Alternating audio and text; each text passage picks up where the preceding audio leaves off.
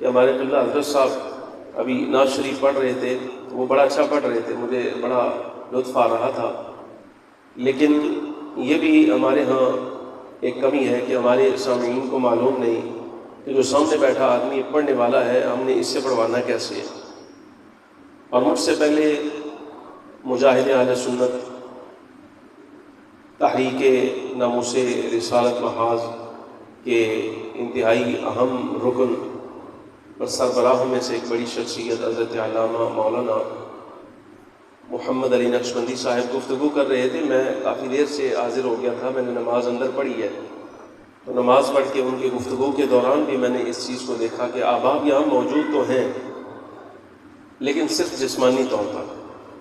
حقیقتاً روح جو ہے اور توجہ جو ہے وہ کہیں اور ہے۔ اس لیے کہ دیکھیں، یہ ہم جس وقت ممبر پر آپ کے سامنے بیٹھتے ہیں ہمیں آپ سے کسی اور چیز کا مطالبہ نہیں ہوتا، ہم آپ سے کوئی مطالبہ نہیں کرتے، کوئی معاوضہ، کوئی بدلہ آپ سے نہیں مانگتے،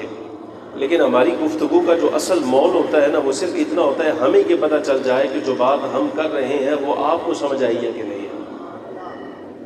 یہ ہماری گفتگو کا سب سے بڑا بدلہ ہوتا ہے۔ لیکن گزارش ہے، دیکھیں اب مجھے نہیں معلوم کہ آپ پروگرام، میں منتظمین کے لیے نہیں کہہ رہا، جو سامعین احباب ہیں ان کے لیے عرض کر رہا ہوں، مجھے نہیں معلوم کہ آپ پروگراموں میں کیا کرنے کے لیے آتے ہیں، لیکن جو بات ہمیں پتہ ہے وہ تو شاید یہ ہے کہ کوئی ایسا بندہ بلایا جائے۔ دیکھیں، آپ میں سے کوئی بندہ ذاتی کاروبار سے منسلک ہے، کوئی بندہ کسی پیشے سے، کوئی بندہ کسی پیشے سے، ہر بندے کا اپنا اپنا ذریعہ معاش ہے اور اپنی اپنی مصروفیات ہیں، مصروف رہتے ہیں، تو ہر بندہ تو یہ نہیں کر سکتا کہ بذات خود ساری زندگی وقف کرے، بچپن سے پہلے قرآن عزیز ناظرہ پڑھے، پھر حفظ کرے، پھر اس کے بعد تجوید پڑھے، تجوید پڑھنے کے بعد کو درس نظامی پڑھے، قرآن عزیز کی تفسیر، احادیث پاک پڑھے، اور صرف نحو، منطق، فلسفہ، تفسیر، اصول تفسیر، حدیث، اصول حدیث، فقہ، اصول فقہ، معانی، بیان، بدیع، فرائض، یہ سارے علوم پڑھ کے اس کے بعد وہ مثال کے طور پہ جو کاروبار آپ کر رہے ہیں ان کاروباروں میں چلا جائے۔ ہر بندے کے پاس تو اتنا وقت نہیں ہے، اور عادت الہیہ بھی یہی ہے کہ اللہ تبارک و تعالیٰ جل وعلا نے یہ دنیا کا نظام آگے چلانے کے لیے افراد مقرر کیے ہوئے، یعنی ہر شعبے کے لیے افراد ہیں۔ جو کام آپ کر رہے ہیں وہ میں نہیں کر سکتا، جو میں کر رہا ہوں وہ میری ذمہ داری ہے، آپ میں سے کوئی کرنا چاہے تو وہ پورا ایک پروسیجر ہے جو اس کو فالو کرنا پڑے گا۔ واپس بچپن میں جانا پڑے گا، وہاں سے قرآن شریف حفظ کر کے، تجوید پڑھ کے، درس نظامی پڑھ کے، کو 7-8 سال کو کچھ پڑھا کے، کو ماہرین کی زیر نگرانی کو تھوڑی سی پریکٹس کر کے، یہ سارے معاملات اس کو سر انجام دینے پڑیں گے، پھر آ کر کہیں یہاں بیٹھے گا، کوئی گفتگو کرے گا۔ لیکن حل یہ ہوتا ہے اس کا، جو جس کام میں آپ ماہر ہیں، اگر مجھے اس کام کی ضرورت پڑتی ہے، میں آپ کے پاس حاضر ہوتا ہوں، آپ میرا مسئلہ حل کر دیں، اور جو ضروریات آپ کی دینی اعتبار سے ہیں وہ ہمارے ماں باپ نے ہمیں پڑھایا ہے، ہمیں وقف کر دیا ہے آپ کے لیے، ہم یہاں ممبر پر بیٹھے ہیں، آپ نے ہمیں بلا بھی لیا۔ میں تو نہیں جانتا تھا کہ ان گلیوں کے اندر آ کے ایسی مسجد بھی آتی ہے، اس کا نام جامعہ حنفیہ فاروقیہ ہے، میں تو پہلی مرتبہ حاضر ہوا، مجھے تو نہیں پتا، تو آپ نے ہمیں بلایا، اس لیے ہمارے ماں باپ نے ہمیں شہر میں رہنے کے باوجود پڑھا کے، سارا کچھ کرا کے، وقف کر کے، اس ہنگامی حالات میں بھی آپ دیکھیے کہ سارا کچھ کاروبار، معاش، یہ وہ چار چیز چھوڑ چھاڑ کے ہم آپ کے سامنے بیٹھے ہیں، صرف اس لیے تاکہ ہمیں ہمارے ماں باپ نے وقف کر دیا ہے دین کے لیے، اور آپ نے ہمیں بلایا ہے اس لیے کہ آ بھائی، اب تیرے ماں باپ نے تیرے اوپر محنت کی ہے، تو پڑھا رہا ہے، اب سارا کچھ کر رہا ہے، دین کے اس عنوان پر جو بات تجھے سمجھ آئی ہے، چلا اب ہمیں بھی سمجھا۔ گزارش سمجھ آ رہی کہ نہیں آ رہی؟ کوئی ہل جل تھوڑی جی نا جی ہونی چاہیے تھی تاکہ پتہ چلے کہ آپ زندہ ہو، کیونکہ اس طرح آپ بیٹھے رہو گے نا،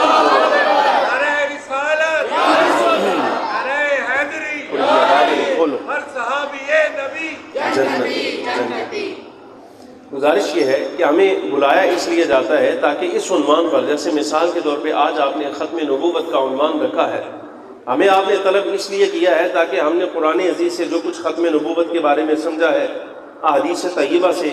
آخر دیکھیں لا الہ الا اللہ محمد الرسول اللہ کلمہ شریف ہم نے بھی پڑھا ہے،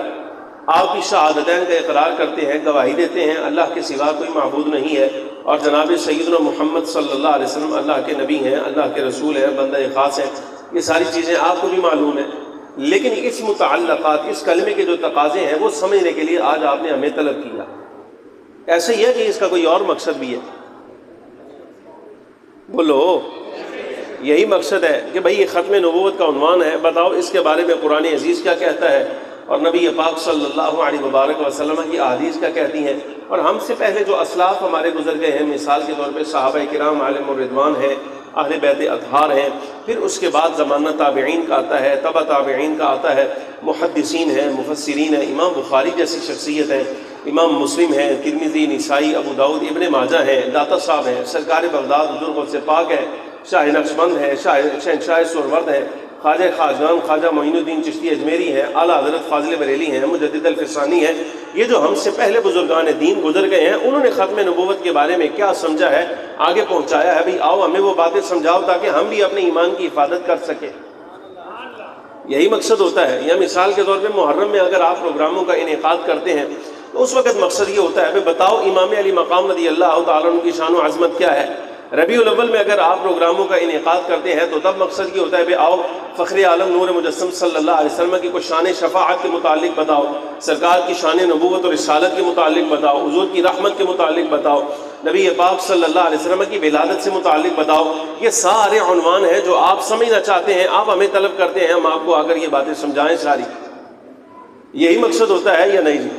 اچھا، ربیع الثانی آ جائے تو آپ سرکار بغداد رضی اللہ تعالیٰ کی شان و عظمت، رجب میں آپ سمجھنا چاہتے ہیں کہ معراج شریف کیا ہے، معراج کیسے ہوئی ہے، سرکار کی شان معراج کیا ہے، یہ آ کر بتا کے جاؤ۔ مختلف علماء کرام آتے ہیں اپنے مطالعہ کے مطابق کچھ نہ کچھ آپ کے سامنے جو ان کو مستحضر ہوتا ہے پیش کر جاتے ہیں۔ لیکن میری گزارش ہے آپ سے، یہ میں تربیت کے لیے بات عرض کر رہا ہوں، اگر اس کے علاوہ آپ کا کوئی اور مقصد ہے، اس کے علاوہ کوئی اور مقصد عوام کا عرض کر رہا ہوں، اگر کوئی ہے تو آپ یقین جانیے آپ صرف وقت ضائع کر دیں۔ اگر آپ کا مقصد یہ ہے کہ ہم چلو کچھ اشعار سن لیں گے، کوئی اچھا راگ سن لیں گے، کوئی نئی طرز سن لیں گے، کوئی لحن اچھا سنیں گے، کوئی جناب والا کوئی نغمہ، کوئی راگ، کوئی گرہ بندی کو اچھی ہم ایسی سن لیں گے، تو مطلب یہ ہوا کہ پھر آپ وقت ضائع کر رہے ہیں۔ ابھی حضرت صاحب نے جو نعت شریف میں پڑھا ہے ان کو بلانے کا مقصد بھی یہی تھا کہ ہمارے بعد جو باتیں نثر میں کرنے والے ہیں، اردو زبان عام فہم میں کلامی طور پر کرنے والے ہیں، وہی بات تم شاعری میں آ کر سمجھا جاؤ۔ جو ہم سے پہلے نعت شریف پڑھ کے گئے وہ اس لیے آئے تھے، ان کو اس لیے بلایا تھا کہ ہمارے شعراء نے، ہمارے بزرگوں نے شاعری کے انداز میں جو امام الانبیاء صلی اللہ علیہ وسلم کی شان و عظمت کا اظہار کیا، بھئی اس کا اظہار تم کرو، وہ ان کی ذمہ داری تھی، وہ کر گئے۔ اب میں جب آپ کے سامنے بیٹھا ہوں تو میری ذمہ داری یہ ہے کہ مجھے قرآن و حدیث سے نبی پاک صلی اللہ علیہ وسلم کی شان ختم نبوت کے بارے میں جو کچھ سمجھ آیا وہ آپ تک پہنچاؤں۔ اب میں آپ سے یہ پوچھنا چاہتا ہوں، آپ واقعی یہ عنوان سمجھنا چاہتے ہیں یا اس کے علاوہ کوئی مقصد اور ہے؟ اگر تو یہ عنوان سمجھنا چاہتے ہیں تو میں بیان کرنے کے لیے حاضر ہوں، اور اس کے لیے مجھے آپ کی توجہ درکار ہے۔ اور اگر اس کے علاوہ کوئی آپ کا مقصد ہے، آپ مجھے بتا دیجئے، میں امی ممبر چھوڑ دوں گا، اس لیے کہ میں تو وقت ضائع کرنے کا عادی نہیں ہوں۔ گزارش سمجھ آ رہی کہ نہیں آ رہی؟ ہم ذرا سیدھی طبیعت کے مولوی ہیں، اس لیے کہ ایسا نہیں ہے کہ شاید کسی گاؤں سے آئے ہیں، یہیں شہر کی ہماری جام پالا یہیں کے رہنے والے ہیں، ہماری 12-15 نسلیں یہیں کی رہنے والی ہیں، اسی شہر کی، اور ہمارا تو کوئی ایسا مسئلہ نہیں ہے کہ ہمیں شاید آپ کی زبان نہیں آتی یا ہم اپنا کوئی لہجہ آپ کو نہیں سمجھا سکتے، یہ ساری چیزیں کر سکتے ہیں، لیکن ہماری کچھ ذمہ داریاں اور بھی ہیں۔ اگر آپ یہ مسئلہ سننے کے لیے تیار ہیں توجہ کے ساتھ، تو پھر ہم بیان کرتے ہیں، اور ہم جس وقت ممبر چھوڑیں گے تو آپ میں سے کم از کم کوئی ایک بندہ تو ایسا ضرور ہوگا کہ یار یہ بندہ مسئلہ سمجھا کر گیا ہے، کوئی ایک بندہ ایسا ضرور کہے گا، ہماری ذمہ داری پوری ہو جائے گی۔ اور اگر آپ میں سے سارے بندے صبح یہ کہیں کہ جناب راج شاہ جی کی تقریر سنی ہے، بڑا اچھا لگا، آواز بڑی بلند ہے، اور جب بڑک مارتے ہیں تو بڑک بڑی اچھی مار لیتے ہیں، اور ان کی اونچ نیچ اور یہ جو گفتگو کا انداز ہے، یہ انداز بڑا خوبصورت ہے، تو پھر ہمارے یہاں آنے کا کوئی فائدہ نہیں۔ اور اب آپ مجھے سادے لفظوں میں یہ صرف بتا دیجئے، آپ مسئلہ سمجھنے کے لیے آئے ہیں یا کو بڑکا بڑکا سننا آئے؟ مسئلہ سمجھنا چاہتے ہیں۔ میں اب آپ سے ایک ہی چیز کا توجہ کا طالب ہوں، اور مجھے کچھ نہیں چاہیے آپ سے، صرف آپ کی توجہ میری طرف ہونی چاہیے۔ جس وقت میں آپ سے پوچھوں ہاں بھی گال سمجھ آئی ہے، میں نے اس ویلے پتہ چل جانا میں تجھے سن رہے ہو یا کدھر پہنچے پائے، اسی وقت پتہ چل جائے۔ میں ایک مثال کے ساتھ اس مسئلے کی ابتدا کرنے لگا ہوں، ذرا توجہ کے ساتھ اس مثال کو سمجھیے گا، آگے گفتگو ذرا آسان ہو جائے گی۔ ایک بادشاہ نے ایک ریاست قائم کی اور ایک ملک کا نظام تیار کیا۔ اس کا ارادہ یہ تھا کہ اس ملک میں، اس ریاست میں وہ اپنا ایک وزیر اعظم مقرر کرے گا جو اس کا نائب مطلق ہوگا اور اس کا نائب حقیقی ہوگا۔ بادشاہ ایک ریاست قائم کرتا ہے اس لیے تاکہ ایک خاص وزیر جو اس کو پسند ہے وہی اس کا نائب مطلق ہو، وہ اس کا وزیر اعظم ہو، اور وہ اس ریاست میں جائے جہاں جا کر اس کا نظام قائم کرے، جو بادشاہ چاہتا ہے اس کی مرضی کے مطابق یہاں انتظامات کرے، اور معاملات ریاست جو ہے وہ سارے کے سارے اس کے حکم کے مطابق چلائے، ریاست بنائی۔ وزیر اعظم کو سب سے پہلے مقرر نہیں کیا، بلکہ اس نظام کو آگے بڑھانے کے لیے اس بادشاہ نے پہلے کچھ گورنر تعینات کیے، یک بعد دیگرے، ایک گورنر متعین کیا، پھر دوسرا مقرر کیا، تیسرا مقرر کیا، یک بعد دیگرے، زمانہ گزرتا رہا اور وہ گورنر بھیجتا رہا مسلسل۔ وہ بادشاہ جو ہے وہ گورنر جو ہے وہ مسلسل بھیجتا رہا، لیکن ان گورنروں کے بھیجنے کا مقصد حقیقتاً یہ نہیں تھا کہ وہ جا کر اپنی ریاست قائم کرے، نہ، بلکہ مقصد یہ تھا کہ وہ بادشاہ جس نظام کو قائم کرنا چاہتا ہے اور جس اپنے وزیر اعظم کو بھیجنا چاہتا ہے اس نظام کو پورا کرنے کے لیے، یہ گورنر اس وزیر اعظم سے پہلے جائیں اور اس ریاست کے انتظام کو آگے بڑھائیں اور اچھے طریقے سے اس کو چلائیں۔ پھر جب وقت آ جائے، بادشاہ کی مرضی بھی ہو، تو وہ اپنا وہ وزیر اعظم اس دنیا میں بھیج دے تاکہ یہ نظام کا ماحق ہو، جیسے بادشاہ چلانا چاہتا ہے ویسے چل جائے۔ چنانچہ گورنر آتے رہے، نظام بڑھتا رہا، لیکن جس وقت گورنروں نے اپنی گورنری کا اعلان کیا تو درمیان میں آپ کو معلوم ہے کچھ سرکش بھی ہوتے ہیں، کوئی بغاوت کرنے والے بھی ہوتے ہیں، تو سرکشی کرنے والوں نے، بغاوت کرنے والوں نے نظام کی خرابی بھی کی ہے۔ اب جب نظام کی خرابی کی ہے، حتیٰ کہ یہ دور بھی آیا، ایسا وقت بھی آ گیا کہ کئی سرکشوں نے، بغاوت کرنے والے باغیوں نے گورنروں کو قتل کرنا شروع کر دیا۔ بادشاہ کا جو مزاج ہے اس میں جلال آیا، غضب آیا، اور اس نے چاہا کہ اب یہ جو نظام آ گیا ہے کہ انہوں نے ہمارے گورنروں کو قتل کرنا ہی شروع کر دیا ہے، اب اس انتظام کو حتمی شکل دے دینی چاہیے۔ اس نظام کو جو چلانے کا ہمارا ارادہ تھا اس کو حتمی بنیادوں پر اب آگے بڑھانا چاہیے، اب اس وزیر اعظم کو بھیجنا چاہیے جس کے لیے یہ سارا نظام تیار کیا تھا۔ چنانچہ اللہ تبارک و تعالیٰ جل وعلا نے اس وزیر اعظم کو بھیجا، وہ وزیر اعظم اس دنیا میں آیا۔ ابتداءً کچھ لوگوں نے سرکشی بھی کی اس وزیر اعظم کے سامنے جس کے لیے نظام سارا بنایا تھا، کچھ لوگوں نے سرکشی بھی کی، اور کچھ لوگ ایسے ہیں جو ماننے والے ہیں، لیکن جیسے جیسے وقت گزرتا رہا اس وزیر اعظم کی بات کو تسلیم کرنے والوں کی تعداد بھی کثیر ہو گئی۔ اب جب کثیر تعداد میں اس وزیر اعظم کو ماننے والے ہیں، نظام اچھے طریقے پر آ گیا ہے، اور یہ انتظامی معاملات جو ہے جو بہتر ہو گئے، اور جمیشن صاحب بادشاہ حقیقی کا کہ اپنے وزیر اعظم کا تعارف بھی ہو گیا، نائب مطلق کے بارے میں بتا بھی دیا ہے، یہ کون ہے، یہ نظام اس لیے قائم کیا تھا، اس کا یہ مرتبہ ہے، یہ شان ہے، یہ سارا کچھ دکھایا۔ جب مشن پورا ہو گیا تو وہ بادشاہ حقیقی کہتا ہے کہ اب وزیر اعظم تو ہمیں بھی واپس آ جانا چاہیے،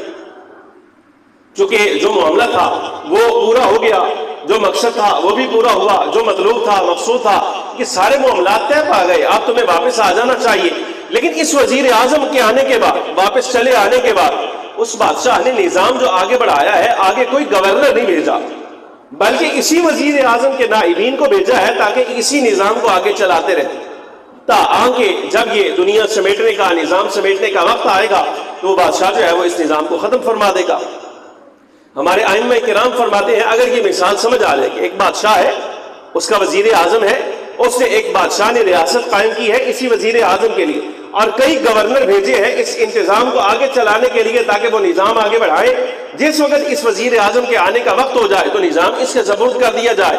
جب یہ سارے معاملات طے پا گئے، اب اس بادشاہ کا ارادہ یہ ہے کہ وزیر اعظم کے واپس چلے آنے کے بعد وہ نیا کوئی وزیر نہیں بھیجنا چاہتا، وہ نیا کوئی گورنر بھی نہیں بھیجنا چاہتا، بلکہ جو نظام اب قائم کر دیا ہے وہ اسی کو مکمل کر کے اس نظام کو ختم کر دے گا، یہ ارادہ ہے۔ ائمہ کرام ہمارے بزرگ فرماتے ہیں اس بادشاہ سے مراد جس نے یہ نظام، یہ ملک، یہ ریاست چلائی ہے، اس بادشاہ سے مراد بادشاہ حقیقی اللہ تبارک و تعالی جل وعلا ہے،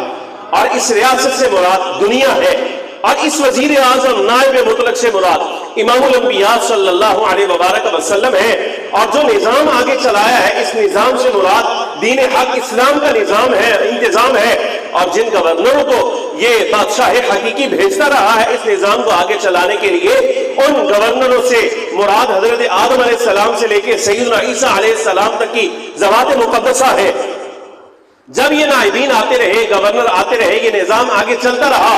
تو سرکش لوگوں نے بھی سر اٹھایا۔ انبیاء کرام علیہ السلام کو جو گورنر ہے انہیں قدر کرتے رہے، تو اب بادشاہ حقیقی کو جلال آیا۔ اللہ رب العالمین جل وعلا نے نظام کو حتمی صورت دینے کے لیے اپنا وزیر اعظم اور نائب مطلق اس کائنات میں مبعوث فرمایا۔ انہوں نے اللہ کا پیغام دیا، اور پیغام دینے کے بعد جو نظام حتمی صورت میں آگے بڑھانا تھا وہ بڑھا دیا، مقصد پورا ہوا۔ تو اللہ رب العالمین جل وعلا نے اپنے نائب مطلق، اپنے وزیر اعظم یعنی حضرت امام الانبیاء صلی اللہ علیہ وسلم سے فرمایا، محبوب آپ کو دنیا میں بھیجنے کا جو مقصد تھا وہ پورا ہو گیا، اب آپ واپس جوار رحمت الہیہ میں آنے کی تیاری کیجئے۔ اس لیے وہ گورنر جو آپ سے پہلے گورنری کر گئے، نظام چلا گئے، ان کی چاہت یہ ہے کہ ہم بھی تو زیارت کریں بھلا اس وزیر اعظم کی جس کے لیے اللہ نے یہ نظام قائم فرمایا تھا، وہ کون ہے؟ گزارش سمجھ آئی کہ نہیں؟ اس وزیر اعظم کو اللہ تبارک و تعالی جل وعلا نے اپنے جوار رحمت میں طلب فرمایا، لیکن اس کے بعد اللہ رب العالمین جل وعلا یہ پسند ہی نہیں فرماتا کہ ہم نے اپنے وزیر اعظم کے ذریعہ سے جو نظام یہاں قائم کر دیا ہے اس نظام کو کسی اور وزیر کے بدلے سے آگے بڑھا دیا جائے۔ اللہ یہ پسند نہیں فرماتا۔ سمجھ آ رہی کہ نہیں آ رہی؟ اچھا، اب اس وزیر اعظم کا واپس چلے جانا جوار رحمت الہیہ میں، اور اس کے بعد اللہ رب العالمین جل وعلا کا کسی اور نظام کو آگے نہ چلانا، بلکہ جو اصول، قوانین اور دستور یہ وزیر اعظم دے گئے ہیں اسی کو آگے بڑھاتے رہنا، چلاتے رہنا، یہی نام ہے ختم نبوت کا، یہی معنی ہے ختم نبوت کا کہ اس وزیر اعظم کے بعد اگر کوئی بندہ نیا وزیر اعظم تلاش کرتا ہے تو اس کے لیے بادشاہ حقیقی تیار نہیں ہے، وہ ارادہ نہیں فرماتا، وہ مانتا نہیں، اس کا ارادہ یہ ہے جو نظام انتظام ہمارے وزیر اعظم، نائب مطلق اور خلیفہ اعظم حضرت امام الانبیاء صلی اللہ علیہ وبارک وسلم نے چلا دیا ہے، بادشاہ حقیقی کا ارادہ یہ ہے کہ ہم نے اسی نظام کو حتمی صورت دینی ہے اور اسی پر اس نظام سارے اور ملک کو سمیٹنا ہے، قیامت بھی ہم نے اسی کے نظام پر کرنی ہے۔ لہذا اللہ تبارک و تعالی جل وعلا نیا کوئی وزیر اس دنیا میں بھیجنے کے لیے تیار نہیں۔ مثال سمجھ آئی کہ نہیں آئی؟ اچھا، اب یہ آیت مبارکہ کی روح سے سمجھیے۔ حضور پر نور سید العالمین صلی اللہ علیہ وسلم کو اللہ تبارک و تعالی جل وعلا نے وزیر اعظم بنایا ہے، نائب مطلق بنایا ہے، اور جب امام الانبیاء صلی اللہ علیہ وسلم سب سے آخر میں تشریف لائے ہیں تو اللہ تبارک و تعالی جل وعلا نے اس نظام پر یہ مہر لگائی ہے کہ یہی ہمارے آخری وزیر ہیں، یہی ہمارے نائب مطلق ہیں، یہی ہمارے وزیر اعظم ہیں اور خلیفہ اعظم ہیں، ہم ان کے بعد کوئی نیا نظام نہیں چاہتے۔ ما کان محمد ابا احد من رجالکم، محمد صلی اللہ علیہ وسلم تمہارے بالغ مردوں میں سے کسی کے باپ نہیں ہے، ولیکن رسول اللہ، لیکن ہاں یہ اللہ کے رسول ہیں، یہ اللہ کے رسول ہیں، وخاتم النبیین، اور سب نبیوں سے آخری نبی ہیں، سب نبیوں سے آخری نبی ہیں، اور سب نبیوں سے آخری نبی ہونے کا معنی یہ ہے یہی ہمارے وزیر اعظم ہے، یہی ہمارے نائب مطلق ہے، یہی خلیفہ اعظم ہے، انہی پر ہم نے نظام مکمل کر دیا ہے۔ لہٰذا اب تم نے کوئی نیا وزیر تلاش نہیں کرنا، اب تم نے کوئی نیا وزیر تلاش نہیں کرنا۔ اللہ رب العالمین جل وعلا نے یہ نظام امام الانبیاء صلی اللہ علیہ وبارک وسلم پر مکمل کر دیا ہے، بلکہ آپ یہ جان لیجئے، ہمیشہ کے لیے یاد رکھیے گا، اگر نبی پاک صلی اللہ علیہ وبارک وسلم کے دور میں کوئی نیا بن رہا ہے، کوئی نیا کہتا ہے معاذ اللہ ثم معاذ اللہ کہ میں نبی ہوں، اگر وہ دعویٰ کرتا ہے اس کا دعویٰ تو کجا ہے کہ اس کی تو حیثیت ہی کوئی نہیں۔ وہ گورنر جو سیدنا آدم علیہ السلام سے لے کر سیدنا عیسیٰ تک تشریف لائے اور انہوں نے پہلے گورنری بھی کی اور انہوں نے اس نظام کو چلایا بھی ہے،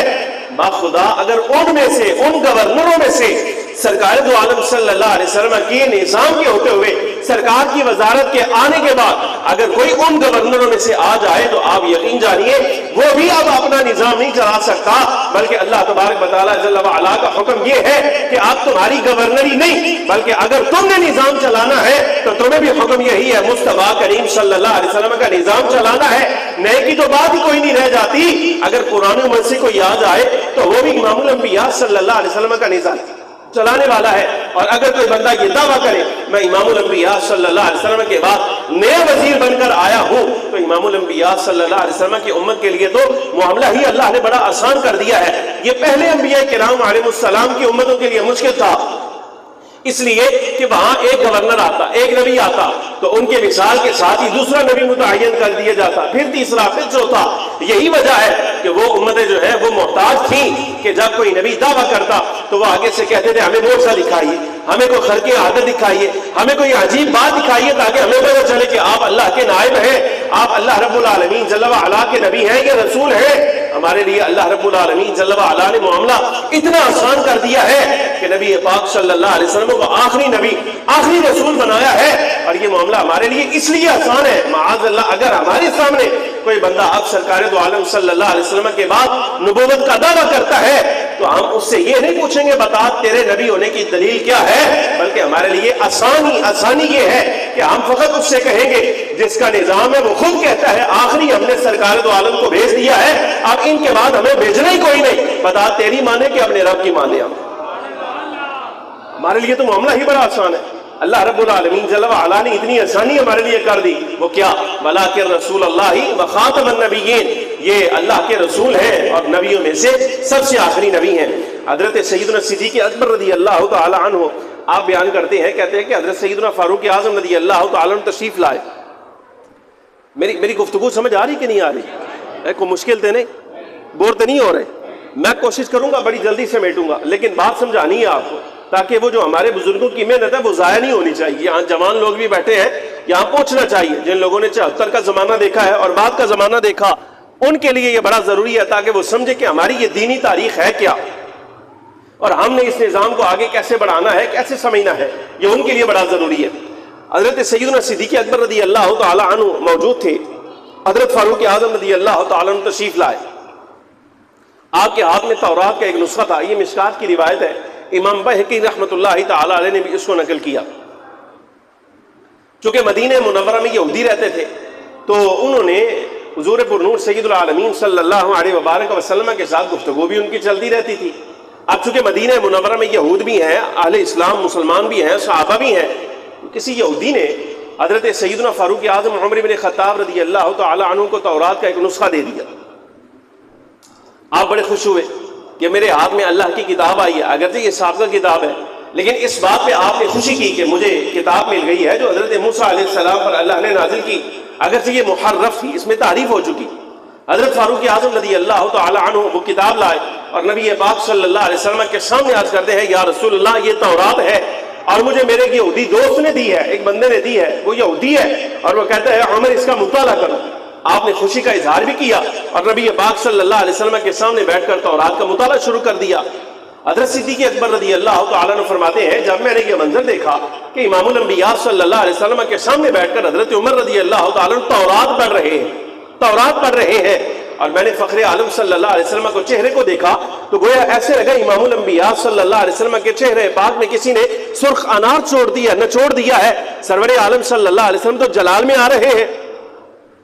یعنی حضور پسند نہیں فرما رہے۔ اتنے میں آپ فرماتے ہیں میں نے کہا ثقلت کا امو کا، اے عمر تیری ماں تیرے اوپر روئے، یہ سخت جملہ تھا، تیری ماں تجھ پہ روئے، تو کیا دیکھ نہیں رہا کہ امام الانبیاء صلی اللہ علیہ وبارک وسلم کے چہرے پاک جو ہے وہ جلال کی وجہ سے متغیر ہو رہا ہے، حضور جلال فرما رہے ہیں۔ تو فوراً آپ نے تورات بند کی اور ہاتھ جوڑ کے امام الانبیاء صلی اللہ علیہ وسلم سے عرض کرتے ہیں رضینا باللہ ربا وبالاسلام دینا وبمحمد صلی اللہ علیہ وسلم نبیا، ہم اللہ کے رب ہونے پر راضی ہیں، اسلام کے دین ہونے پر راضی ہیں، اور یا رسول اللہ صلی اللہ علیہ وسلم آپ کے اللہ کے آخری نبی آخری رسول ہونے پر راضی ہیں۔ تورات بند کر دی اور سرکار دو عالم اب تورات پڑھ رہے تھے نا تو فخر عالم صلی اللہ علیہ وسلم کے سامنے جس وقت تورات پڑھی حضور نے جلال کا اظہار فرمایا تو سمجھ آ گئی کہ امام الانبیاء صلی اللہ علیہ وسلم پسند نہیں فرما رہے کہ سرکار کی موجودگی میں تورات پڑھی جائے، تو فوراً عرض کرتے ہیں یا رسول اللہ میں اللہ کے رب ہونے پر راضی ہوں، اسلام کے دین ہونے پر راضی ہوں اور آپ کے آخری نبی آخری رسول ہونے پر راضی ہوں، یعنی سرکار دو عالم صلی اللہ علیہ وسلم کی رسالت کا بار دیگر اقرار کیا۔ تو آقا دو عالم صلی اللہ علیہ وسلم نے ارشاد فرمایا اے عمر تم بھی سن لو اور میری قیامت تک آنے والی ساری امت یہ سن لے، تم میرے سامنے بیٹھ کر میری موجودگی میں جبکہ قرآن اتر رہا ہے اور جناب موسیٰ علیہ السلام کا دور نہیں، یہ محمد الرسول اللہ صلی اللہ علیہ وسلم کا دور اور زمانہ ہے، جس زمانے میں تم موجود ہو یہ میرا زمانہ ہے، اور بخدا لو بدا لکم موسیٰ لو بدا لکم موسیٰ، تم تو صرف نیری تورات پڑھ رہے ہو، بخدا اگر اس زمانے میں جس میں میں تشریف لے آیا ہوں، اگر جناب موسیٰ علیہ السلام بنفس نفیس خود تشریف لے آئے اور تم مجھے چھوڑ کر حضرت موسیٰ علیہ السلام کے پیچھے چل پڑو، میری پیروی نہ کرو بلکہ جناب موسیٰ علیہ السلام کے پیچھے چلو، تو یہ یاد رکھنا کہ تم سیدھی رات سے بھٹک جاؤ گے، گمراہ ہو جاؤ گے، حتیٰ کہ یہ یاد رکھنا مجھے قسم ہے اس ذات کی جس کے قبضہ قدرت میں محمد عربی صلی اللہ علیہ وسلم کی جان ہے، اس زمانے میں اگر جناب موسیٰ علیہ السلام کو تشریف لے آئے تو بخدا اللہ کی قسم انہیں بھی میری ہی اتباع کرنا پڑے گی، انہیں حضرت موسیٰ علیہ السلام کو بھی میری اتباع کے بغیر کوئی دوسری راہ میسر نہیں آئے گی۔ گزارش سمجھ آئی کہ نہیں آئی؟ اچھا، اب میرے واسطے بڑا مشکل ہے ایدے وچ بولنا، اور میں آتی ہاں اسپیکر چلتا ہوئے اودے بولنے دا یا نہ چلتا ہوئے تو پھر بولنے دا۔ گزارش سمجھ آ رہی کہ نہیں آ رہی؟ اب میرے سے اس میں نہیں بولا جا رہا، میں نے گزارش کی تھی، میں نے کہا یہ چلے گا تو میں بولوں گا۔ اب یہ بھی نہیں ہے کہ یہ عام پڑا ہے تو چلتا نہیں ہے، یہ چلتا ہے، بس وہ ہو جاتی ہے کوئی آگے پیچھے بات، یہ پکڑتا ہے، چونکہ مشین ہے نا تو سانس پکڑتا ہے۔ اب ہمارے لیے بڑا مشکل ہوتا ہے جس مقام پر ہم جس مسجد میں جمعہ پڑھاتے ہیں، چونکہ ہر جمعے کو گفتگو کرنی ہوتی ہے، وہاں پر درسی گفتگو کرنی ہے، تو وہاں آپ یقین جانیے ہمارے جانے سے پہلے انتظام ہوتا ہے، انہوں نے پتہ شاہ جی نے آنا ہے تو انہوں نے گھنٹہ بولنا ہے تو انہوں نے آسانی چاہیے، وہ مجھے سہولت دے، میں ساری سہولیات ان کو دیتا ہوں اپنی گفتگو کے اعتبار سے۔ میری گفتگو ساری ایسی ہوتی ہے، یہ جو آپ درمیان میں 2-4 منٹ مجھے بولنا پڑا ہے یہ وقت کا ضیاع ہے میرے لیے، جو بات میں کرنا چاہتا ہوں آپ کے ساتھ اس سے وقت ضائع ہوتا ہے۔ لیکن بہرحال میں نے گزارش کی تھی، میں نے کہا میں اسپیکر ہٹا دوں گا، زیادہ آسانی سے بول سکوں گا، لیکن پھر بھی چلے میں پھر ایک مرتبہ کوشش کرتا ہوں، شاید ہو سکتا ہے کہ چل پڑے، نہیں چلتا تو پھر میں اس کو ہٹا دوں گا۔ مجھے بڑی امید ہے انشاءاللہ اس کے بغیر میں زیادہ آسانی سے آپ کو بات سمجھا سکوں گا، کیونکہ اصل مقصود ہوتا ہے بات سمجھانا۔ اب میں ہی اگر تھک جاؤں گا تو بات کیسے سمجھا سکوں گا؟ گزارش کا مسئلہ سمجھیے، اب امام الانبیاء صلی اللہ علیہ وسلم کا دور ہے، حضور کا زمانہ ہے اور تورات پڑھی جا رہی ہے۔ اگر امام الانبیاء صلی اللہ علیہ وسلم کی موجودگی میں حضرت عمر رضی اللہ تعالیٰ عنہ تورات پڑھے، یہ فرق دیکھیے گا، حضرت عمر سامنے موجود ہے اور دور بھی امام الانبیاء صلی اللہ علیہ وسلم کا ہے، سامنے تورات پڑھی جا رہی ہے، ذکر حضرت موسیٰ علیہ السلام کا کیا جا رہا ہے، لیکن امام الانبیاء صلی اللہ علیہ وسلم راضی نہیں ہوتے، اور کس سے؟ فاروق اعظم سے۔ سرکار فاروق اعظم سے راضی نہیں ہوتے اس بات پر کہ وہ تورات پڑھ رہے ہیں، ذکر تو حضرت موسیٰ علیہ السلام کا ہے، لیکن آپ اندازہ فرمائیے تورات جو اللہ تبارک و تعالیٰ جل وعلا کی کتاب تھی اور حضرت موسیٰ علیہ السلام پر نازل ہوئی، یہ تصدیق شدہ بات ہے، اور سامنے بیٹھا تلاوت کرنے والا وہ فاروق اعظم عمر بن خطاب رضی اللہ تعالیٰ عنہ ہے، لیکن پھر بھی امام الانبیاء صلی اللہ علیہ وسلم رضامندی کا اظہار نہیں فرماتے۔ رضائے مصطفی یہ ہے اور رضائے خدا بندی یہ ہے کہ جب سرکار کا زمانہ آ جائے تو آپ پیروی حضرت موسیٰ علیہ السلام کی نہیں بلکہ محمد رسول اللہ کی تلاوت کرنی ہے، تو تورات کی نہیں بلکہ قرآن عزیز کی جائے گی۔ تو آپ اندازہ فرمائیے اس بندے کے کیا کہنے، زمانہ مصطفیٰ صلی اللہ علیہ وسلم ہے، نہ وہ تورات کا اس کے ساتھ کوئی تعلق ہے، نہ حضرت موسیٰ علیہ السلام کے ساتھ اس کا کوئی تعلق ہے، اور نبی پاک صلی اللہ علیہ وسلم کے زمانے میں ہو کر وہ مستقل نبوت کا دعویٰ کرتا ہے۔ اگر حضرت سرکار دو عالم صلی اللہ علیہ وسلم کے سامنے موجود ہو کر تورات پڑھنا ٹھیک نہیں، حضرت موسیٰ علیہ السلام کی نبوت کے بارے میں سرکار فرماتے ہیں اگر جناب موسیٰ آ جائیں تو انہیں بھی میری ہی اتباع کرنا پڑے گی۔ تو آپ اندازہ فرمائیے کہ جناب موسیٰ علیہ السلام کی اتباع سے بڑھ کر نبی پاک صلی اللہ علیہ وسلم کی اتباع ہے، اور تورات سے بڑھ کر کلام الہی ہے۔ سرکار دو عالم صلی اللہ علیہ وسلم تورات کی تلاوت پر راضی نہیں ہوتے، تو یہ جو ہمارے زمانے میں آ کر دعویٰ کرتا ہے کہ معاذ اللہ ثم معاذ اللہ میں اللہ کا نبی ہوں، آقا دو عالم صلی اللہ علیہ وسلم تو تورات کی تلاوت پر راضی نہیں ہو رہے، بھلا اس کی نبوت پر حضور راضی ہو جائیں گے؟ وہ گزارش سمجھ آ رہی کہ نہیں آ رہی؟ یعنی آپ کو منشا نبی سمجھا رہا ہو، یہ امام الانبیاء صلی اللہ علیہ وسلم کا اعزاز ہے۔ ایک مثال اور سمجھیے، شاید ہو سکتا ہے اس سے سمجھ آئے، اور یہ تو اتنا پڑھا لکھا معاملہ ہے، اتنا پڑھا لکھا کہ اس کے اندر تو دوسری رائے کی گنجائش ہی نہیں۔ ہمیں تو تعجب کی بات آتی ہے یہ قادیانیوں پر، بھئی تم نے کس لحاظ سے کون سی ایسی تمہیں بات سنائی گئی کہ تم نے معاذ اللہ ثم معاذ اللہ اتنے واضح مسئلے کے اندر امام الانبیاء صلی اللہ علیہ وسلم کی نبوت کو چھوڑ کر ایک ایسے بندے کے بارے میں یہ سمجھ لیا کہ معاذ اللہ یہ خدا کا نبی ہو سکتا ہے؟ معاذ اللہ میں تو سمجھ نہیں آتی بھئی اتنا واضح مسئلہ ہے، اس کے اندر اب کیا گنجائش رہ جاتی ہے؟ لیکن بہرحال ایک مثال اور سمجھیے، آپ دیکھیے ہمارے علاقے کا جو افسر ہوگا پولیس والا، اگر اس کے کندھے پر مثال کے طور پہ اعزازاً 3 پھول لگے ہوں، اس کے شولڈر پر، یہ اس کا اعزاز ہے، اور اگر کوئی عام آدمی اٹھ کر اس کے کندھے سے یہ اعزاز کھینچنا چاہے تو آپ کیا سمجھتے ہیں بھلا اس کا انجام کیا ہوگا؟ ہے پھینٹا پروگرام کہ نہیں ہوتا؟ بولو بھائی، ہے پھینٹا پروگرام، وہ حقدار ہے کہ نہیں اس کو پھینٹی لگائی جائے؟ بھائی نہ تم نے ٹیسٹ پاس کیا، نہ تمہاری تعلیمی جو حیثیت ہے وہ اتنی ہے، نہ تمہارا منصب ایسا ہے کہ تم اس منصب کے حقدار ہو، بلکہ یہ متعین ہو چکا کہ اس منصب کا حقدار یہ بندہ ہے جس کے کندھے پر سرکاری طور پر یہ پھول لگا دیے گئے، ضمانت دے دی گئی ہے۔ اب ایک وہ بندہ جس کی حیثیت نہیں، وہ اس اعزاز کو کھینچنا چاہے تو وہ سزا کا مستحق ہے۔ تو نبی پاک صلی اللہ علیہ وسلم کا اعزاز ختم نبوت ہے۔ آقا دو عالم صلی اللہ علیہ وسلم کا اعزاز یہ ہے، یہ سرکار کا شرف ہے، یہ سرکار کا منصب ہے کہ آقا دو عالم صلی اللہ علیہ وسلم کو اللہ تبارک و تعالیٰ جل وعلا نے سب سے آخری نبی، سب سے آخری رسول بنا کر بھیجا ہے۔ اب اگر کوئی بندہ امام الانبیاء صلی اللہ علیہ وسلم سے یہ اعزاز کھینچنے کی کوشش کرے گا تو آپ یقین کر لیجئے گا یہ بندہ معاذ اللہ اپنے دعوے میں سچا نہیں بلکہ سزا کا مستحق قرار پاتا ہے کہ جس چیز کا یہ حقدار نہیں ہے، جس منصب کا، اور منصب کے حقدار تو امام الانبیاء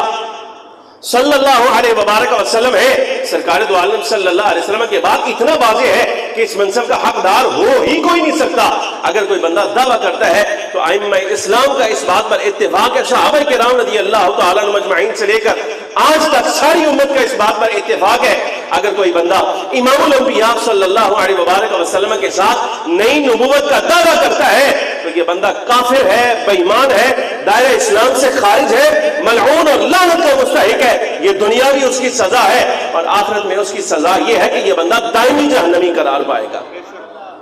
اور ایک روایت اور سنی، حضرت بلال حبشی رضی اللہ تعالی عنہ، آپ ملک شام چلے گئے تجارت کرنے کے لیے۔ اعلیٰ حضرت امام اہل سنت فاضل بریلی رحمۃ اللہ تعالی علیہ یہ روایت اپنے فتاوی میں لائے۔ حضرت بلال حبشی رضی اللہ تعالی عنہ،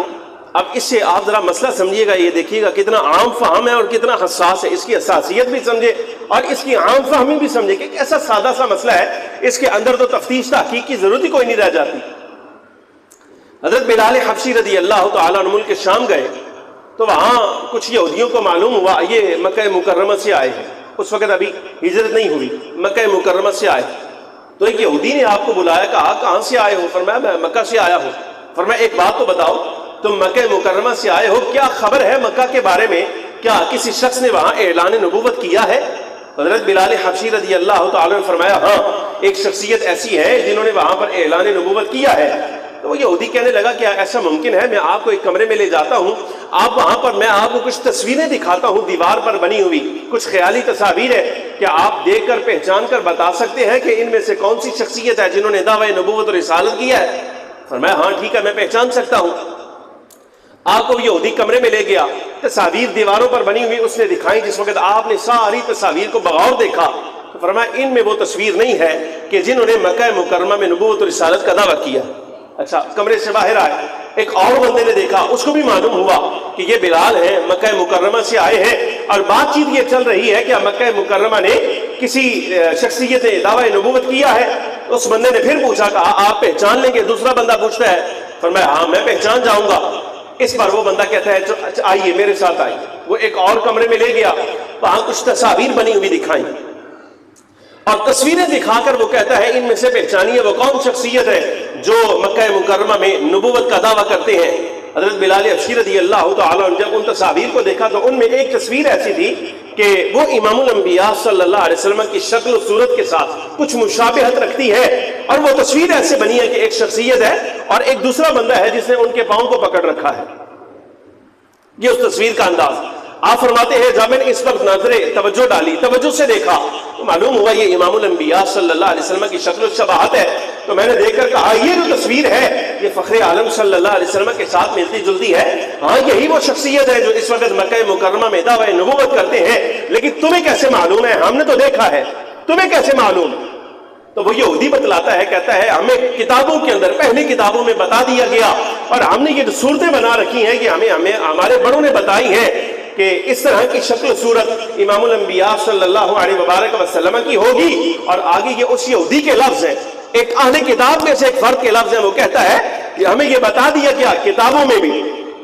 یعنی تورات میں، انجیل میں، زبور میں، ساری آسمانی کتابوں میں یہ تعین کر دیا گیا کہ اخیر زمانے میں ایک نبی ایسے تشریف لائیں گے وہ اللہ تبارک و تعالیٰ جل وعلا کے آخری نبی ہوں گے، آخری رسول ہوں گے. ان کے بعد کوئی نیا نبی نہیں آئے گا، کوئی نیا رسول نہیں آئے گا. اور یہ جس کی تصویر ہم نے بنا رکھی ہے، 7 پاؤں پکڑ رکھے ہیں، یہ بھی ان کے بعد کوئی نیا نبی رسول نہیں ہے، بلکہ جب یہ امام الانبیاء صلی اللہ علیہ وبارک وسلم اس دنیا میں نبوت رسالت کا اپنا مقصد پورا فرما کے جوار رحمت الہی میں چلے جائیں گے، تو اب اللہ تبارک و تعالیٰ جل وعلا ان کی نیابت کے طور پہ جس کو بتاؤ خلیفہ مقرر کرے گا، وہ یہ دوسرا آدمی ہے. کہتے جب میں بخار دیکھا تو مجھے معلوم ہوا یہ تو صدیق اکبر نظر آ رہے ہیں.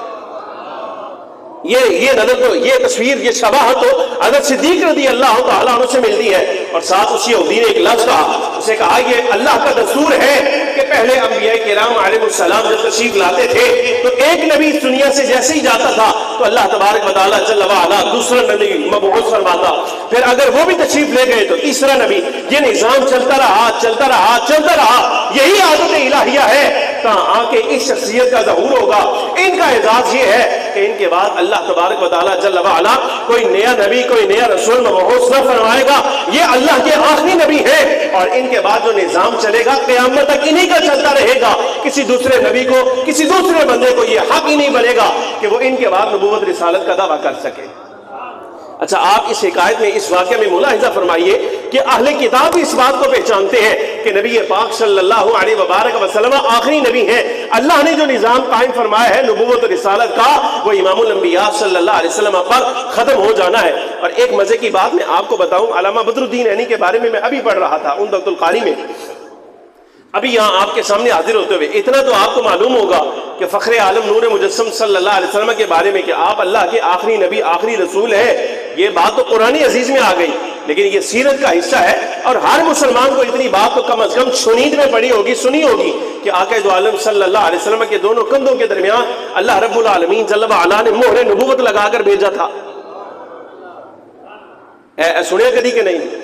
سنا ہوا ہے نا. اچھا، اس پر ایک روایت جمع الوسائل کی سماعت کیجیے. امام بہقی رحمۃ اللہ تعالی علیہ لائے، پہلے انبیاء کرام علیہ السلام جب تشریف لاتے تھے نا تو اللہ رب العالمین جل وعلا ان کی نبوت کی صداقت کے لیے یہاں ان کے داہنے ہاتھ پر ایک تل دیتا تھا. کیا دیتا تھا؟ یہ بہقی کی روایت ہے، حدیثیں سنا رہا ہوں آپ کو، صافی حدیثیں. امام الانبیاء صلی اللہ علیہ وسلم سے قبل جتنے انبیاء کرام علیہ السلام تشریف لائے، اللہ رب العالمین جل وعلا ہر نبی کی نبوت پر تصدیق کے لیے ان کے داہنے ہاتھ پر ایک تل دیتا تھا. لیکن امام الانبیاء صلی اللہ علیہ وسلم کے ہاتھ پر اللہ نے تل نہیں دیا، بلکہ امام الانبیاء صلی اللہ علیہ وسلم جو کہ آخری نبی، آخری رسول ہے، اللہ رب العالمین جل وعلا نے تل نہیں بلکہ آپ کے دونوں کندھوں کے درمیان پوری مہر لگا کر بھیجا ہے کہ یہ یاد کر لیا جائے، پہلے نبی جن کے بعد کوئی دوسرا نبی آ سکتا تھا ان کے کندھوں پر تو صرف تل ہوتا تھا، ان کے ہاتھ پر رہا امام الانبیاء صلی اللہ علیہ وسلم کا معاملہ. تو یہ یاد کر لو، یہ اللہ کے آخری پیغمبر ہے، آخری نائب ہے، یہ آخری رسول ہے، یہ آخری نبی ہے. ان کے بعد اللہ نے کوئی نیا نبی نہیں بھیجنا. یہی وجہ ہے کہ پہلے انبیاء کو صرف تل ہوتا تھا، اہل کتاب کو یہ بتانے کے لیے کہ آخری نبی کے دونوں کندھوں کے درمیان ہم نے پوری مہر لگانی ہے. اب یہ تو اللہ رب العالمین جل وعلا نے مہر کر دی ہے.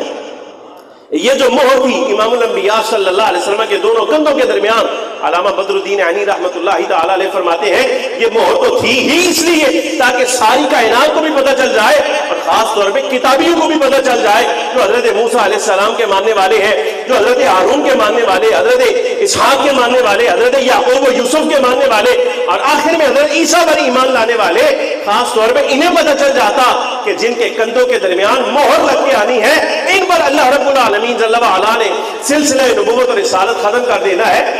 یہ مہر تو تھی ہی علامت اس بات کی کہ ان کے بعد کوئی نیا نبی آنا ہی نہیں. تو اب اگر کوئی بندہ اس مہر کے ہوتے ہوئے بھی یہ دعویٰ کر دے کہ امام الانبیاء صلی اللہ علیہ وسلم کے بعد معاذ اللہ میں نیا نبی بنا کر بھیجا گیا ہوں، تو اس کے کفر میں بڑا کوئی شک رہ جاتا ہے.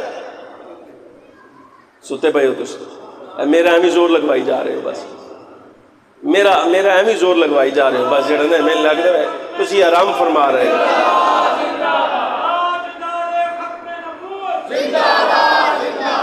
بھائی اگر تمہارا معاملہ یہ ہے تم ہماری تقریر کے دوران سو رہے ہو تو ہم تو زیادہ حقدار ہیں کہ ہم زیادہ سوئیں تم سے کہ نہیں. اسی سویر سے پڑھا کے جناب پہلے صرف پڑھاؤ، پھر اصول الشاشی پڑھاؤ، پھر جناب والا انہوں نے مشکات پڑھاؤ، پھر ناظرہ پڑھاؤ، پھر حفظ پڑھاؤ، سارا کچھ پڑھا کے پھر شام کو تقریرہ بھی سناؤ. بھائی ہم زیادہ حقدار ہیں سونے کے، آپ جناب والا ہمارے سامنے بیٹھ کر سو رہے ہیں. گزارش میری سمجھ آ رہی کہ نہیں آ رہی کہ اللہ رب العالمین جل وعلا نے یہ جو نظام قائم فرمایا ہے، آپ اس پر آخری حدیث سے بات سنیے. یہ بات یاد رکھیے گا. مرزا قادیانی اور اس کے ماننے والے، آپ دیکھیے واضح لفظ ہے، بلاکر رسول اللہ و خاتم النبیین. بس میں سمیٹتا ہوں، تو آڈی طبیعت آج سننے والی کوئی نہیں. اے کو ہفتہ اتوار ہوتا نہیں تو شاید ہو سکتا ہے تو سن دے، لیکن پھر کبھی شاید. اچھا بہرحال یہ آخری لفظ ہے، اس کو سمجھ لیجئے گا. شاید ہو سکتا ہے زندگی میں یہ بات میری کام آ جائے. ویسے تو ساری کام آنے والی ہیں. آسان فہم گفتگو میں نے آپ کے سامنے کی ہے. اللہ رب العالمین جل وعلا نے بلاکر رسول اللہ و خاتم النبیین، خاتم النبیین، لیکن یہ نبیوں میں سب سے آخری ہیں. یہ قرآن عزیز میں ارشاد فرما دیا. اب اتنا واضح لفظ ہونے کے باوجود سوال یہ بنتا ہے کہ قادیانی پاگل کیڑے ہوئے نے، بے وقوف ہے، اے لاہوری گروپ یا دوسرا گروپ جتنے بھی نے، بھئی یہ سارے کے سارے مانتے ہیں کہ سرکار دو عالم صلی اللہ علیہ وسلم کے بعد کوئی نیا نبی آ سکتا ہے. معاذ اللہ، انہوں نے نہیں پڑھا. ہم کہتے ہیں انہوں نے پڑھا ہے، لیکن یہ دھوکہ دیتے ہیں. اور دھوکہ کیا ہے؟ یہ کہتے ہیں اس خاتم سے مراد آخری نہیں ہے. کہتے ہیں اس خاتم سے مراد عربی زبان میں خاتم مہر کو کہتے ہیں. تو یہ فخر عالم صلی اللہ علیہ وسلم کا بس ایک اعزاز ہے کہ حضور کو مہر لگا کر بھیجا گیا، بس اس کے علاوہ اور کوئی نہیں. وہ یہ دھوکہ دیتے ہیں. لیکن یہ بات یاد رکھیے گا، یہ لفظوں پر بات آ گئی نا، لفظوں پر آ گئی. خاتم کا معنی متعین کرنا ہے کہ اس کا معنی مہر ہوتا ہے، اس کا معنی انگوٹھی ہوتا ہے، یا اس کا معنی آخری ہوتا ہے. تو آپ یہ دیکھیے یہ لغت کی بات ہے، عربی زبان کا لفظ ہے تو اس کے کئی معنی ہیں. لیکن یہ یاد رکھیے گا جہاں لغت دلیل ہوتی ہے، لغت سے بڑی دلیل امام الانبیاء صلی اللہ علیہ وسلم کا اپنا ارشاد ہے. اور وہ کیا؟ فخر عالم نور مجسم صلی اللہ علیہ وبارک وسلم نے یہی وضاحت فرمائی، یہی ارشاد فرمایا ہے کہ بلاکر رسول اللہ و خاتم النبیین، آخری نبی ہے امام الانبیاء صلی اللہ علیہ وسلم. یہی بات ارشاد فرماتے ہیں، سرکار فرماتے ہیں انا خاتم النبیین، میں نبیوں میں سب سے آخری ہوں، اس لیے لا نبی بعدی، لا نبی بعدی، لا نبی بعدی ولا رسول بعدی. یہ معنی بتا کر یہ لفظ ارشاد فرما کے حضور فرما گئے ہیں کہ خاتم سے مراد تم نے نیرا مہر نہیں سمجھنا، خاتم سے مراد تم نے نیرا انگوٹھی نہیں سمجھنی، بلکہ یہ جان لینا کہ خاتم سے مراد آخری ہے. اور آخری بھی ایسا کہ آپ میرے بعد اللہ تبارک و تعالی جل وعلا نہ کوئی نیا نبی بھیجے گا، نہ کوئی نیا رسول بھیجے گا. بس آخری نبی، آخری رسول بنا کر اللہ نے مجھے ہی مبعوث فرمانا تھا، میں آ گیا ہوں. سرکار دو عالم صلی اللہ علیہ وسلم فرماتے ہیں کہ اب قیامت کا جو قیام ہونا ہے وہ بھی اللہ تبارک و تعالی جل وعلا نے میرے قدموں پر کرنا ہے. یعنی قیامت میرے اوپر قائم ہونی ہے، میرے اوپر. یعنی جیسے ہی میری رسالت کا زمانہ مکمل ہوگا، اللہ رب العالمین جل وعلا میرے ہی دور رسالت میں، میرے ہی دور نبوت میں قیامت قائم کرے گا. اب قیامت ایک طرف دنیا کی انتہا ہے اور دوسری طرف امام الانبیاء صلی اللہ علیہ وسلم کی نبوت ہے. سرکار فرماتے ہیں اللہ رب العالمین جل وعلا نے قیامت میرے قدموں پر قائم کرنی ہے، مطلب دنیا کی انتہا میری رسالت پر ہونی ہے. درمیان میں سرکار دو عالم صلی اللہ علیہ وسلم نے نہ کسی نئے نبی کا ذکر کیا ہے، نہ کسی نئے رسول کا ذکر کیا. مطلب یہی ہے کہ بس اب امام الانبیاء صلی اللہ علیہ وسلم کے بعد جو اگلا نظام آنا ہے وہ قیامت کا ہو سکتا ہے، کسی نئے نبی کا نہیں ہو سکتا، کسی نئے نبی کا نہیں ہو سکتا. یہی وجہ ہے قیامت کا دن ہوگا. آپ یہ دیکھیے قیامت کا دن ہوگا، یہ بخاری کی روایت. امام الانبیاء صلی اللہ علیہ وسلم فرماتے ہیں جب ساری خلق حضرت آدم سے لے کے آخری بندہ جس پر قیامت قائم ہوتی ہے، ساری مخلوق قبروں سے نکال کر اٹھا کر زندہ کر کے میدان محشر میں پیش کیے جائیں گے. وہاں حساب کتاب میں جب تاخیر ہوگی تو حضرت آدم علیہ السلام کی بارگاہ میں سارے لوگ حاضر ہو کے کہیں گے اے آدم آپ ابو البشر ہیں، آپ بشریت کی ابتدا ہے، آپ سے اللہ تبارک و تعالیٰ جل وعلا نے یہ نظام قائم فرمایا، آپ کو اپنے دستے قدرت سے پیدا فرمایا. اے آدم آپ بارگاہ الہی میں جا کر ہماری سفارش کیجیے نا کہ اللہ رب العالمین جل وعلا ہمارا حساب ہی شروع کر دے. یہ جو انتظار کروایا جا رہا ہے، سورج قریب آ گیا ہے کہ ہم میں سے ہر بندہ اپنے پسینے میں ڈوب رہا ہے، کم از کم حساب تو شروع ہونا چاہیے. اس پر حضرت آدم علیہ السلام عذر کریں گے اور آپ فرمائیں گے آگے جاؤ، آگے جاؤ. تو انبیاء کرام علیہ السلام سے ہوتے ہوئے یعنی پھر حضرت نوح علیہ السلام کے بعد ساری خلق جمع ہو کر جائے گی. آپ جناب نوح ہیں، آپ مخلوق کی طرف باقاعدہ پہلے نبی ہیں. اللہ رب العالمین جل وعلا نے آپ کو شرف عطا فرمایا، آپ اولو العزم میں سے ہیں، آپ تعریف کیے ہوئے ہیں. رب العالمین جل وعلا قرآن عزیز میں آپ کی مدح تعریف کرتا ہے. آپ بارگاہ الہی میں سفارش کیجئے نا کہ اللہ رب العالمین جل وعلا ہمارا حساب شروع فرمائے. رب العالمین جل وعلا کی بارگاہ میں سفارش کرنے کی بجائے حضرت نوح علیہ السلام فرمائیں گے عذر کریں گے، آپ فرمائیں گے آگے جاؤ. آگے خلق حضرت ابراہیم علیہ السلام کے پاس آئے، آپ بھی عذر کریں گے، آپ فرمائیں گے آگے جاؤ. پھر حضرت موسیٰ علیہ السلام کے پاس آئے تو حضرت جناب موسیٰ فرمائیں گے آگے جاؤ حضرت عیسیٰ علیہ السلام کی طرف. حضرت موسیٰ بھی عذر کریں گے. جب خلق آئے حضرت عیسیٰ علیہ السلام کے بعد تو آپ عذر کوئی نہیں کریں گے، بس اتنی بات کہیں گے یہ میرا منصب نہیں ہے، میرے بعد اگلا دروازہ جناب سیدنا محمد رسول اللہ صلی اللہ علیہ وسلم کا ہے، ان کے دروازے پر جاؤ، وہ سفارش کریں گے. اب خلق جب امام الانبیاء صلی اللہ علیہ وسلم کے دروازے پر آئے، یہ جملہ سننے کے قابل ہے، سمجھنے کے قابل ہے. قیامت کے دن بھی جب امام الانبیاء صلی اللہ علیہ وسلم کی بارگاہ میں حضرت آدم علیہ السلام کی امت سے لے کے سیدنا عیسیٰ علیہ السلام کی امت تک اور خود امت محمدیہ بھی علی صاحبہ الصلاۃ والسلام، یہ ساری امتیں امام الانبیاء صلی اللہ علیہ وسلم کے دروازے پر آ جائیں تو پہلے انبیاء تو یہ کہتے رہے بھائی آگے جاؤ، حضرت نوح کی طرف جاؤ، جناب نوح فرماتے ہیں جناب ابراہیم کی طرف جاؤ، جناب ابراہیم فرماتے ہیں حضرت موسیٰ کے پاس جاؤ، حضرت موسیٰ فرماتے ہیں جناب عیسیٰ کے پاس جاؤ، اور حضرت عیسیٰ کہتے ہیں محمد رسول اللہ کے پاس جاؤ. لیکن امام الانبیاء صلی اللہ علیہ وسلم آگے یہ نہیں فرمائیں گے بھئی کسی اور کی طرف جاؤ، بلکہ حضور فرمائیں گے انا لہا انا لہا انا لہا، میں تو کب سے تمہارا انتظار کر رہا تھا، آؤ میں تمہیں لے جاتا ہوں، بارگاہ الہی میں تمہاری سفارش کر دیتا ہوں.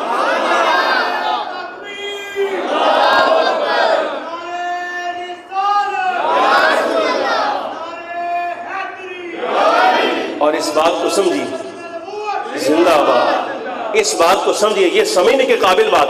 جناب آدم کے بعد حضرت نوح نبی تھے نا تو انہوں نے آگے بھیج دیا.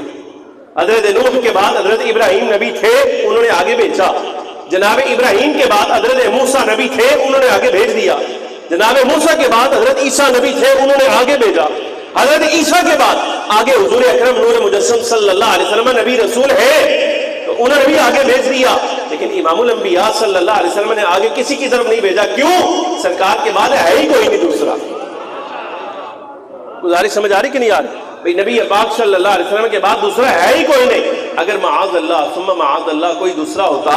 تو سرور عالم صلی اللہ علیہ وسلم فرما دیتے اس کے دروازے پر جاؤ. لیکن جب سرکار فرما رہے ہیں کہ نا ان لہا، یہ میرا منصب ہے، یہ میرا منصب ہے، تو اس کا مطلب یہ ہوا کہ قیامت تک کے لیے یہ بات طے شدہ ہے کہ آخری نبوت میں آخری، رسالت میں آخری اللہ رب العالمین جل وعلا نے کسی کو منتخب کیا ہے تو وہ نیرا امام الانبیاء صلی اللہ علیہ وبارک وسلم کی ذات ہے. حضور اللہ کے آخری نبی ہیں، آخری رسول ہیں. اور یہ جملہ تمہارے لیے اعزاز ہے، یہ جملہ سننا. امام الانبیاء صلی اللہ علیہ وسلم فرماتے ہیں میں انبیاء میں سے سب سے آخری ہوں اور تمہارے حصے میں آیا ہوں. توجہ ہے، توجہ ہے. اور اس بات کو ایسے ضائع نہ کرنا جیسے باقی ساری باتیں تم نے ضائع کر دی ہیں. یہ سمجھنا امام الانبیاء صلی اللہ علیہ وسلم فرماتے ہیں اے میری امت، میں حضرت عیسیٰ سے لے کے آپ تک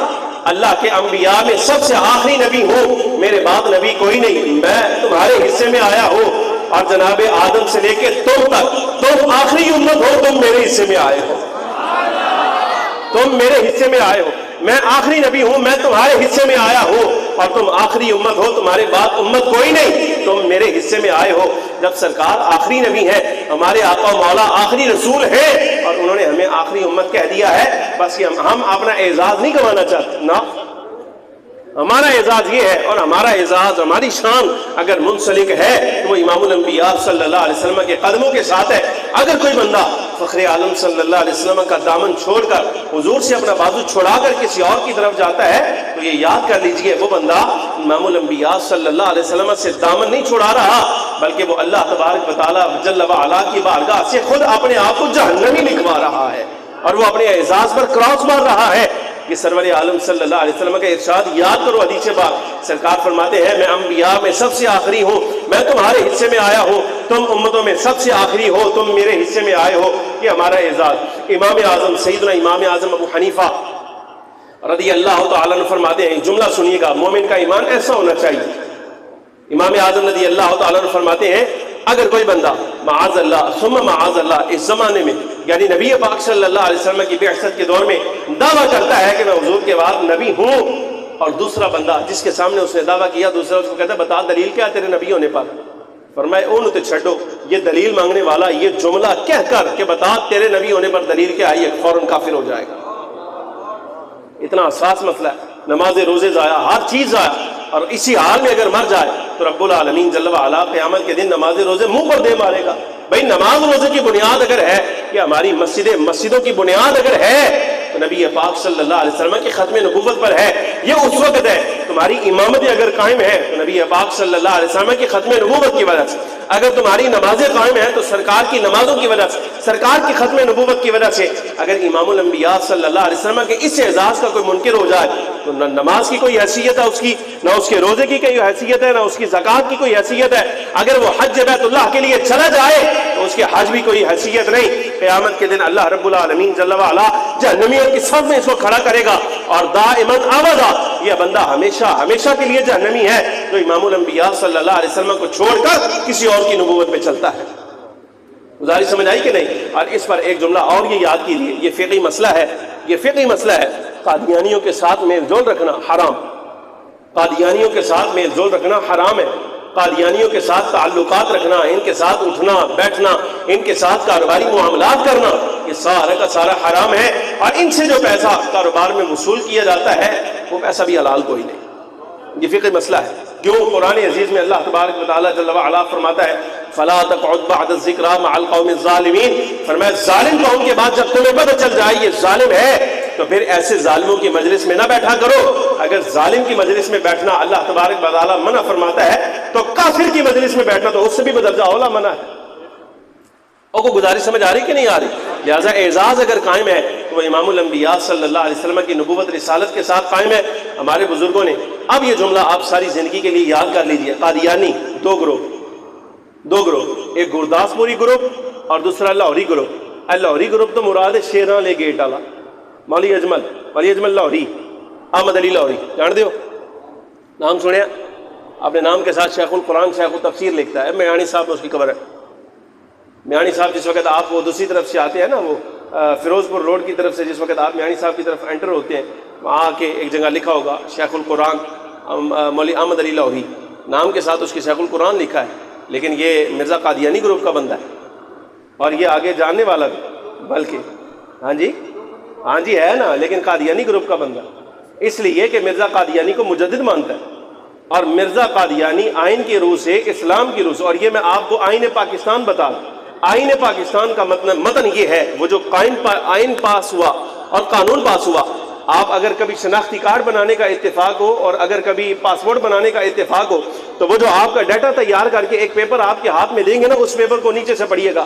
پاسپورٹ میں انگلش میں لکھا ہوگا، پاسپورٹ کے نیچے وہ پیپر کے نیچے، اور یہ جو آپ کا آئی ڈی کارڈ ہے، یہ بچوں کا بے فارم بنانے کے لیے کبھی اتفاق ہو جائے تو وہ پیپر جو نظام قائم کریں گے نا، تیار کریں گے بے فارم بنانے سے پہلے،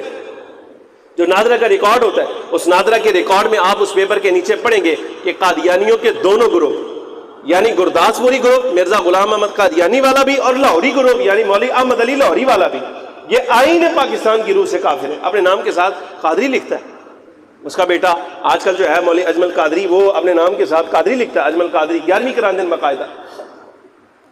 گزارش سمجھ آ رہی کہ نہیں آ رہی؟ تو یہ بات یاد کر لیں، احمدی گروپ ہو یعنی لاہوری گروپ یا چاہے مرزا قادیانی گروپ، یہ دونوں کے دونوں دائرہ اسلام سے خارج۔ اچھا، ان کا مسئلہ اتنا حساس ہے، علماء فرماتے ہیں ان کا معاملہ نیرا کافروں والا نہیں، زندیقوں والا ہے۔ زندیق کا معاملہ اتنا سخت ہوتا ہے کہ اگر مثال کے طور پہ ایک زندیق دوسرے زندیق کے ساتھ، یعنی ایک زندیق مرد دوسری زندیق عورت کے ساتھ نکاح بھی کرے نا، تو ان کا نکاح بھی آپس میں نہیں ہوتا۔ توجہ کوئی نہیں تھوڑی، بس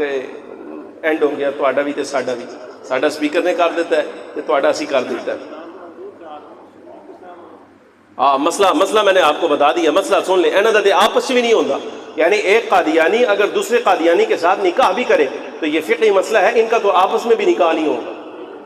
ان کی ساری زندگی حرام پر مشتمل ہے۔ مسئلہ سمجھ آ رہے کہ نہیں؟ جائے کہ آپ ہم سے یہ پوچھیں کہ مرزائی عورت کے ساتھ یا مرزائی مرد کے ساتھ نکاح ہو جائے گا، بلکہ اگر 1-2 منٹ دیں نا تو میں آپ کو سناؤں، یہ جو 1974 کا فیصلہ ہے، 1974 کا، اس 1974 کے فیصلے کی بنیاد 1935 کے مسئلے پر ہے۔